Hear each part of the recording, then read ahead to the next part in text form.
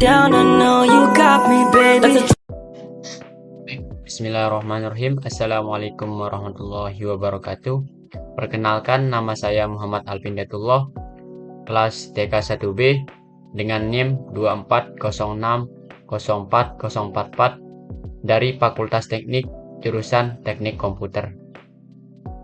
Di sini saya mendapatkan tugas UAS akhir semester dari MK Dasar Pengiraman. Dan di sini saya mendapatkan proyek dari dosen, yaitu mensimulasikan pembayaran cicilan. Baiklah, langsung saja kita akan masuk ke dalam programnya. Di sini, bagian awal itu print, program simulasi pembayaran cicilan. Print ini akan menampilkan tampilan awal agar user tahu program apa yang akan dibuat, misalnya program simulasi pembayaran cicilan. Nah, ini akan ditampilkan bagian awal agar username tahu. Selanjutnya, saya mempunyai tipe data variabel dengan nama dan input masukkan nama pinjaman. Nah, nama ini akan dimasukkan oleh username. Selanjutnya, jumlah pinjaman, float, input, masukkan jumlah pinjaman berbentuk rupiah. Saya mempunyai di sini variabel jumlah pinjaman dengan tipe data float. Nah, float ini mengacu kepada bilangan desimal. Selanjutnya, input yang akan dimasukkan oleh username dengan bentuk rupiah, menginput jumlah pinjaman.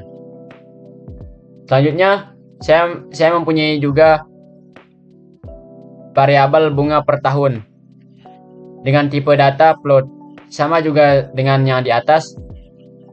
Tipe datanya float, dikarenakan float ini akan merubah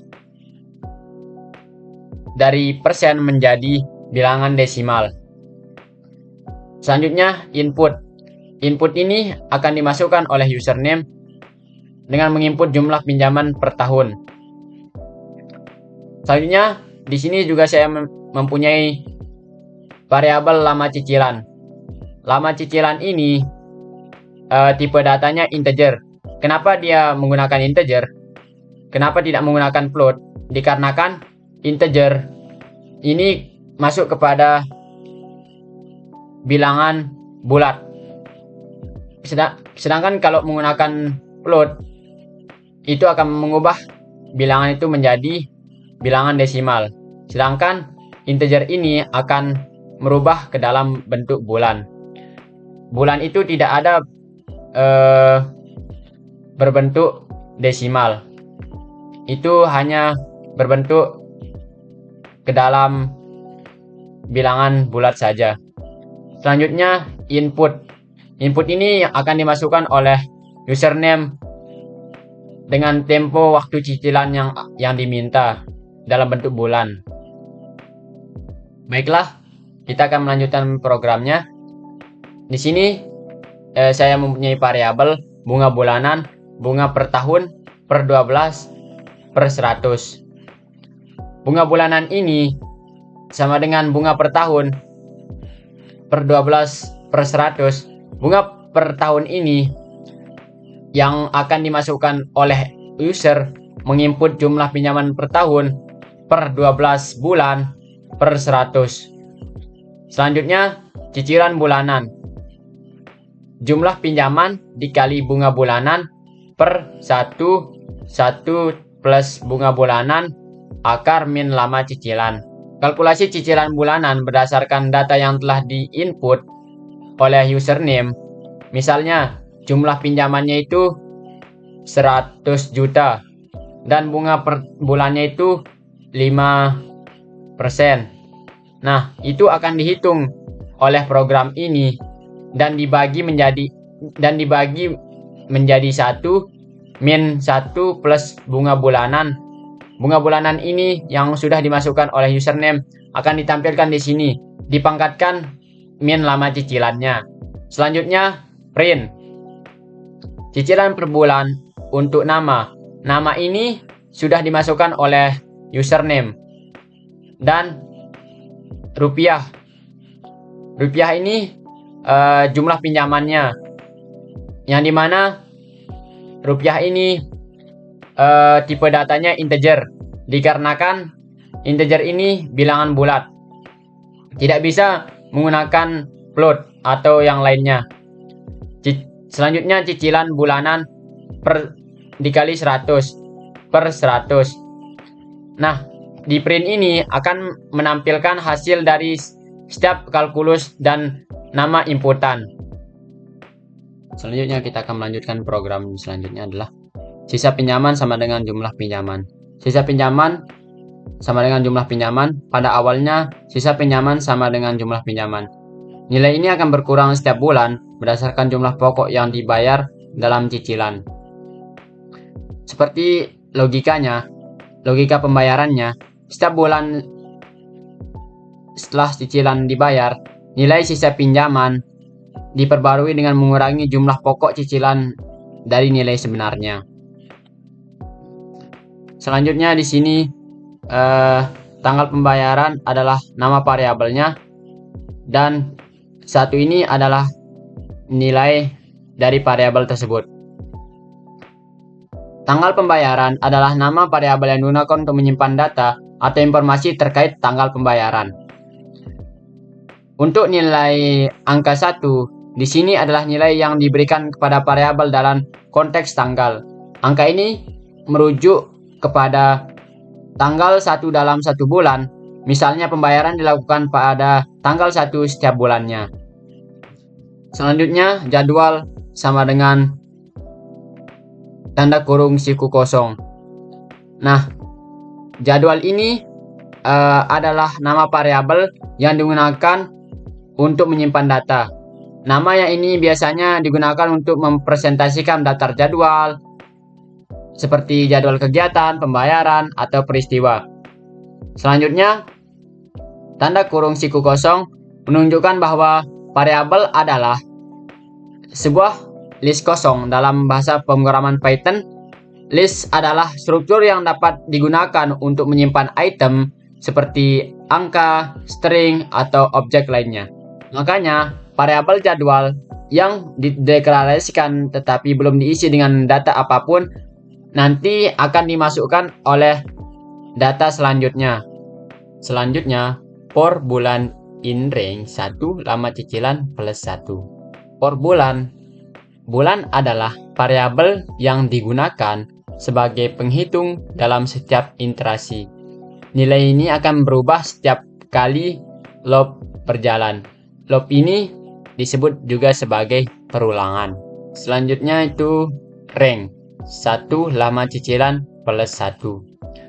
Fungsi range menghasilkan urutan angka dari awal hingga sebelum batas akhir atau lama cicilan plus 1. Nah, di sini lama cicilan plus 1 ini ditambahkan dikarenakan pada lama cicilan memastikan batas akhir loop mencakup angka terakhir karena range berhenti sebelum batasannya. Fungsi perulangan di sini adalah perulangan ini akan menjalankan blok kode di dalam sebanyak lama cicilan kali dengan bulan. Selanjutnya, bunga sama dengan sisa pinjaman dikali bunga bulanan. Bunga di sini adalah variabel dan sisa pinjaman akan dikali dengan bunga bulanan. Kalkulasi total bunga bulanan dikalikan dengan sistem pinjaman. Selanjutnya, ada variabel pokok. Variabel pokok sama dengan cicilan bulanan dikurangi bunga. Kalkulasi total pokok yang akan dibayar oleh user. Pokok di sini adalah jumlah pokok pinjaman yang akan dibayar oleh 1 kali cicilan. Selanjutnya, sisa pinjaman min sama dengan pokok. Operasi ini mengurangi nilai pokok dari sisa pinjaman. Setelah pembayaran setiap bulan, nilai sisa pinjaman diperbarui dengan mengurangi jumlah pokok yang telah dibayar. Selanjutnya, menambahkan data ke daftar jadwal. Data sama dengan bulan ke bulan, tanggal pembayaran, tanggal ke plus string plus tanggal pembayaran. Bulan ke bulan menyimpan informasi bulan keberapa dalam jadwal cicilan. Variabel bulan biasanya berasal dari perulangan sebelumnya. Tanggal pembayaran, tanggal ke plus string dalam kurung tanggal pembayaran. Membuat string deskriptif untuk tanggal pembayaran, misalnya tanggal ke 31. Tanggal pembayaran diubah menjadi string menggunakan str dan digabungkan dengan teks. Cicilan bulanan integer, cicilan bulanan dikali 100 per 100. Mengambil nilai cicilan bulanan, mengalikan dengan 100, membulatkan ke bawah dengan integer, lalu membaginya dengan 100. Ini digunakan untuk membatasi angka desimal hingga 2 digit. Selanjutnya, pokok integer, bunga dikali 100 per 100. Sama seperti cicilan bulanan, tetapi untuk jumlah pokok pinjamannya. Selanjutnya, sisa pinjaman. Integer sisa pinjaman kali 100 dibagi 100. Sama seperti di atas, tetapi untuk sisa pinjaman setelah pembayarannya. Selanjutnya, jadwal plus sama dengan data. Mengisi data yang kosong. Menambahkan data ke dalam list jadwal menggunakan operator plus sama dengan. Setiap iterasi dari perulangan akan menambahkan satu entry baru ke dalam list. Jadwal plus sama dengan data. Mengisi data yang kosong, menambahkan data ke dalam list jadwal menggunakan operator plus sama dengan. Setiap iterasi dari perulangan akan menambahkan satu item baru ke dalam list atau data. Selanjutnya, tanggal pembayaran plus sama dengan 30. Anggap saja 30 hari setiap bulan. Menambahkan 30 hari ke nilai tanggal pembayaran, mensimulasikan pembayaran setiap bulan, kurang lebih 30 hari antar pembayaran. Nilai ini akan digunakan untuk mengatur jadwal pembayaran berikutnya. Selanjutnya, di sini print and jadwal pembayaran. Print ini akan menampilkan hasil jadwal pembayarannya. Untuk for i in jadwal, itu adalah perulangan atau loop yang akan mengulang proses untuk setiap item dalam variabel jadwal. Variabel jadwal harus berupa list yang berisi dictionary. Setiap i di sini merujuk pada elemen dalam jadwal. Tujuannya untuk melakukan iterasi untuk setiap elemen yang ada di dalam list jadwal. Selanjutnya, print bulan ke i bulan ke. Baris ini mencetak teks bulan keberapa yang diikuti oleh nilai yang ada di dalam bulan ke. I mengakses nilai yang berkaitan dengan bulan ke dalam i. Tujuan menampilkan nomor bulanan yang sedang diproses dalam jadwal cicilan. Selanjutnya, tanggal pembayaran. I tanggal pembayaran. Baris ini mencetak teks tanggal pembayaran yang diikuti oleh nilai yang ada di dalam tanggal pembayaran. Dari i tanggal pembayaran mengakses nilai yang terkait dengan tanggal pembayaran di dalam i. Tujuannya untuk menampilkan tanggal pembayaran cicilan untuk bulan tersebut. Untuk print cicilan bulanan, rupiah, cicilan bulanan. Baris ini mencetak teks cicilan bulanan yang diikuti oleh nilai yang ada di dalam cicilan bulanan dari i. I cicilan bulanan mengakses nilai yang terkait dalam cicilan bulanan dalam i. Tujuannya untuk menampilkan jumlah cicilan yang harus dibayar setiap bulan. Selanjutnya, print pokok rupiah, i pokok. Baris ini mencetak teks pokok yang diikuti oleh nilai yang ada di dalam pokok dari i. I mengakses nilai yang terkait ke dalam pokok dalam i. Tujuannya untuk menampilkan jumlah pokok cicilan yang dibayar setiap bulan. Print sisa pinjaman, I sisa pinjaman. Baris ini mencetak teks sisa pinjaman yang diikuti oleh nilai yang ada di dalam sisa pinjaman dari I. I sisa pinjaman mengakses nilai yang terkait dengan sisa pinjaman ke dalam I. Tujuannya untuk menampilkan jumlah sisa pinjaman yang masih harus dibayar setelah pembayaran cicilan bulan tersebut. Selanjutnya, print yang tidak ada variabelnya atau yang lainnya. Baris ini mencetak baris kosong tanpa argumen, menghasilkan sebuah baris kosong di output. Tujuannya memberikan pemisahan antara data cicilan setiap bulan. Baris kosong ini membantu agar data yang dicetak lebih mudah dibaca dan mudah dipahami. Selanjutnya di sini